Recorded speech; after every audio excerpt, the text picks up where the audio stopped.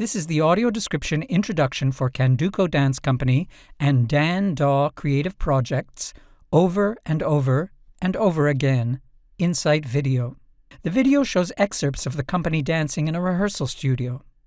The dancers are Temi, a tall black woman in her mid-40s with mid-length small sister locks; Annie, a small white woman in her mid-20s with short curly hair; Maya, a white woman in her late 20s with brown and blonde shoulder-length hair, using an active wheelchair with cambered or tilted wheels; James, a Filipino-Chinese person in his late 20s with a shaved head; and Anna, a deaf 40-year-old white woman with dark brown curly hair just above her shoulders with a fringe, brown eyes, fair skin with freckles, a nose ring, and a petite frame.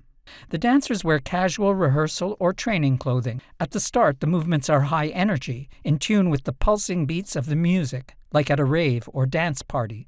Later, the movements slow down, becoming gentler and restful.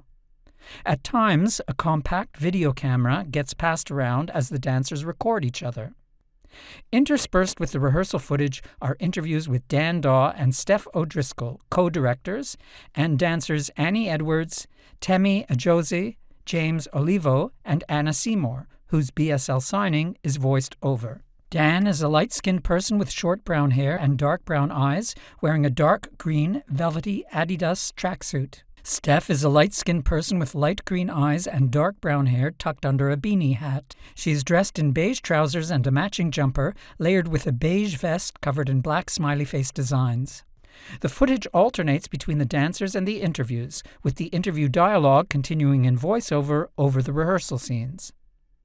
Note, this video freezes at points to allow for additional audio description. Logos: Candoco Dance Company, Dan Daw Creative Projects. The dancers lie on the floor around Maya in her wheelchair, except Annie at the front, who rocks repetitively from side to side, arms raised, then clutching her chest. Dan. So this piece is about raving and how we use raving as a way to let go and free ourselves from the burdens and the struggles that life presents us. Temi shimmies, then bends backwards at the waist as she shuffles forwards, flailing her arms. Maya, seated, scrapes her arms across her chest and around in circles, her expression tense. James twirls through the space, throwing his head back with arms outstretched as he circles. And how can we find just even a second of utopia in our lives?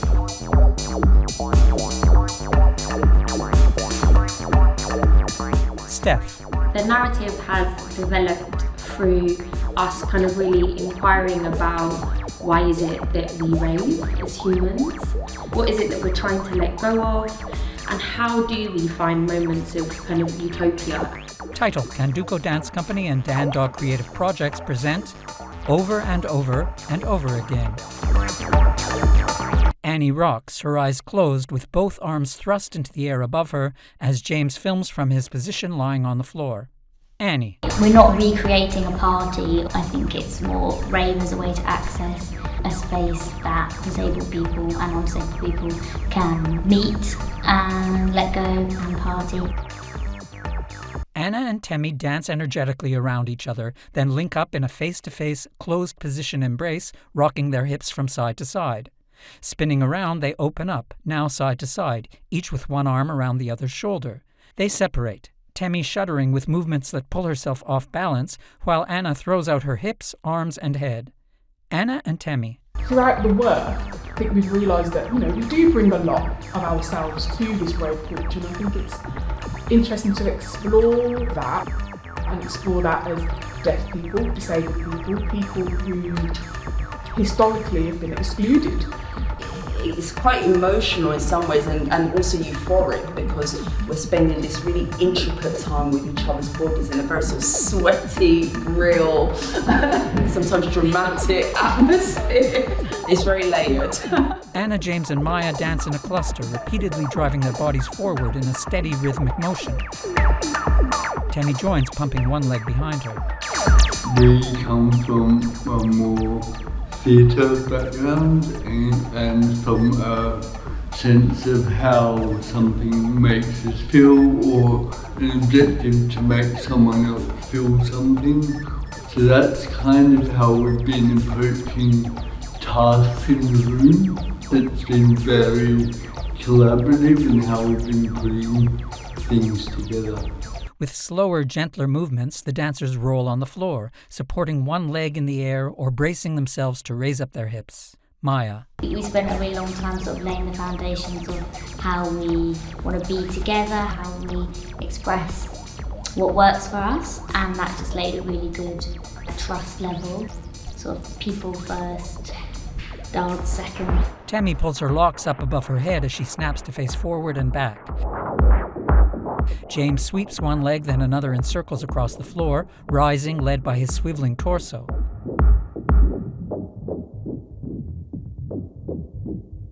The dancers clump together, physically close but dancing individually, lightly rocking. Alone, Maya crosses her hands over her chest with her head tilted back, eyes closed and a big smile on her face. I think there is principles that we are developing and using in the room that feel really beautiful in terms of how they correlate with rave culture. So one of the principles is follow the pleasure, along with rest. Yeah, and actually highlighting those moments of rest and letting them be seen and letting them be part of the work. Their eyes half closed and limbs wrapped around each other, the dancers rock gently in a tangled heap. A camera gets passed around and James writes in a notebook. One of our principles is about asking for what you desire and what you need, and how can we facilitate that in the room. James. Yeah, there's a lot of care and accessibility and having this space to talk about how to feel authentic and most honest with ourselves in this type of work. I think previously I thought that I did know what I needed, but to then communicate that need and to not be apologetic about that as well.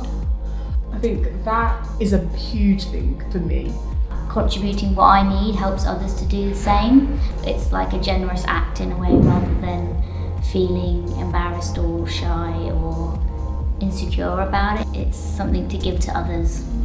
I personally think the quality of the work is so much richer, and the integrity in the work, because you can really see there's been a process of understanding one another so people can really show up as their best. Tammy and Anna circle each other, rotating their hips, raising and dropping bent arms, while positioning themselves back to back, side to side, back to front. I love the intimacy that comes with it, and the intimacy of just, disabled bodies, different bodies, working together in the same space and sharing that intimacy with an audience. It's a piece about how we access joy for ourselves, and I hope that the piece will create a moment for the audience to reflect on how they access joy or might want to access joy. The dancers shuffle slowly, making small, careful movements as they weave together in close formation. Title, with the support of Dance Reflections by Van Cleef and Art Pels. This commission was also supported by Arts Council England and Cochrane Grants for the Arts held at the London Community Foundation. Funders' logos.